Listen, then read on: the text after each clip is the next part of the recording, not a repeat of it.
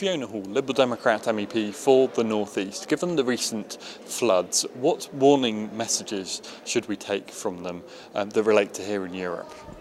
Well, first of all, I think it is a wake-up call that these extreme weather events are becoming much more frequent and much more ferocious. I think that's widely accepted now, that we are in a different type of weather than we were even 20 years ago.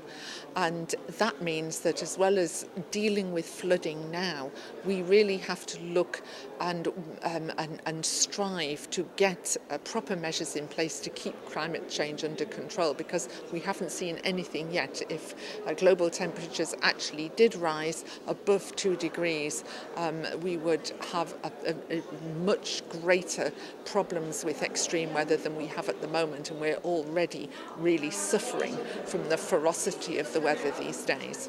So you mentioned there that it's a warning of perhaps things to come. Then what kind of measures should be put in place to prevent further future flood damage, given that your region has suffered not so badly this time, but very badly on previous occasions, and therefore presumably will again in future? Indeed, and what I'm concerned about is to make sure that flood defence work, which is not yet complete, carries on and goes ahead, and that flood schemes are not delayed in any way by a shortage of funds.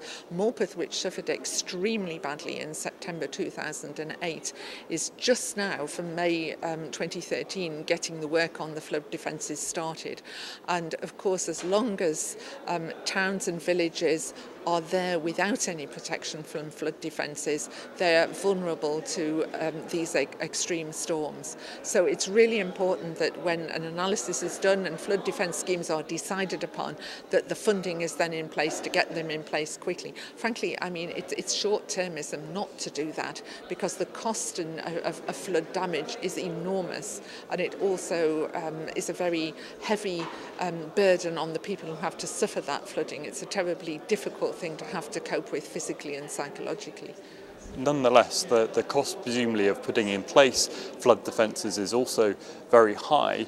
Is the support that perhaps Europe can offer, that the EU can offer to support local communities in putting in place better flood defences for the future, ahead of kind of future surges as we've seen this year? Yes, I think we should always be looking at what possibilities there are for help with those infrastructure projects, and EU structural funds is one place that we can look. We know that there is funding in place when regions do suffer from flooding, and I also think that for anywhere which is so unfortunate as to suffer one of these extreme weather events, we need to go out and ask for that money.